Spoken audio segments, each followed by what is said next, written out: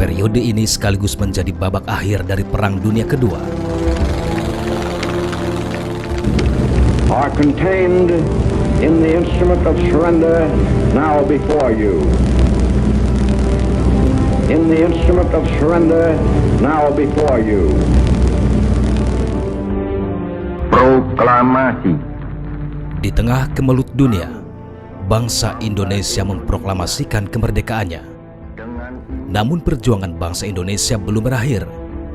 Kemerdekaan ternyata belum dapat dinikmati seutuhnya.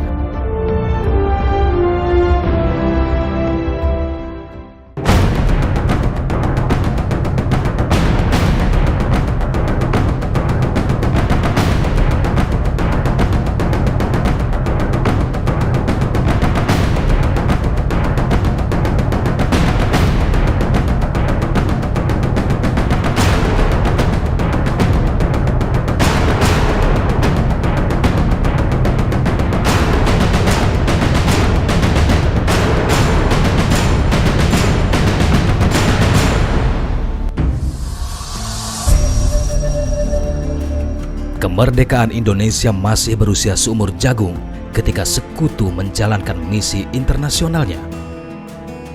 Di bawah komando Lord Mountbatten, tugas mengurus tawanan perang dan pelucutan tentara Jepang dijalankan oleh Allied Force Netherlands East Indies atau AFNI.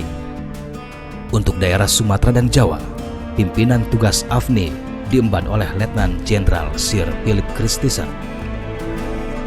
Kala itu, di Indonesia terdapat sekitar 70.000 tawanan perang dan interniran yang tersebar di seluruh Pulau Jawa.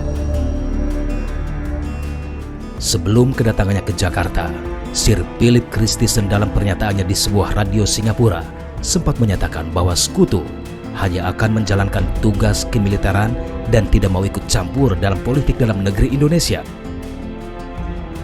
Tidak mengetahui rencana Sekutu dan Belanda di balik misi pemulangan tawanan perang dan pelucutan tentara Jepang, bangsa Indonesia awalnya tidak menentang kedatangan Sekutu.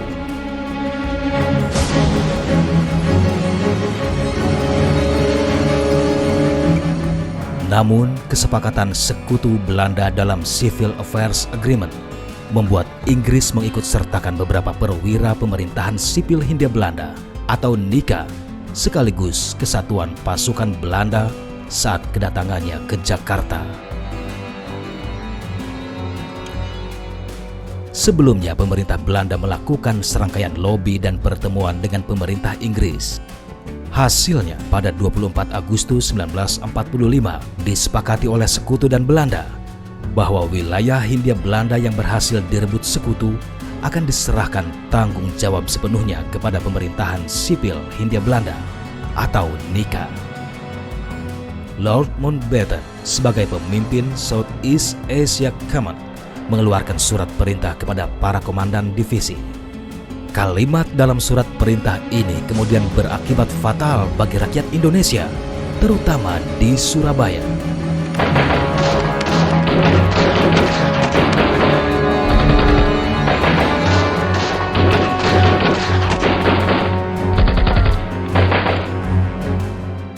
Lambat laun, kepercayaan Indonesia terhadap keberadaan Sekutu meredup. Tidak terkecuali dalam urusan pengiriman perbekalan tawanan perang di Jawa Barat misalnya. Selama masa pendudukan Jepang 42-45, di daerah Bandung itu terjadi konsentrasi dari orang-orang Eropa, baik kaum militer atau sipil yang menjadi tawanan Jepang. Ketika kabinet Syahrir berkuasa, ada usaha-usaha dari pemerintah pada saat itu untuk mengizinkan dikirimkan logistik oleh tentara-tentara Gurkha ini, oleh tentara-tentara Inggris.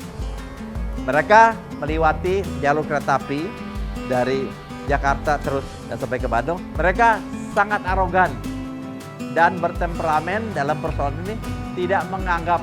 Padahal pada saat itu tentara kita, tentara keamanan rakyat, sudah eksis di daerah-daerah yang saya maksud tadi. 21 November 1945, tanpa pemberitahuan kepada pihak TKR, Sekutu mengirimkan perbekalan untuk para tawanan di Bandung dengan menggunakan kereta api melalui jalur Cikampek.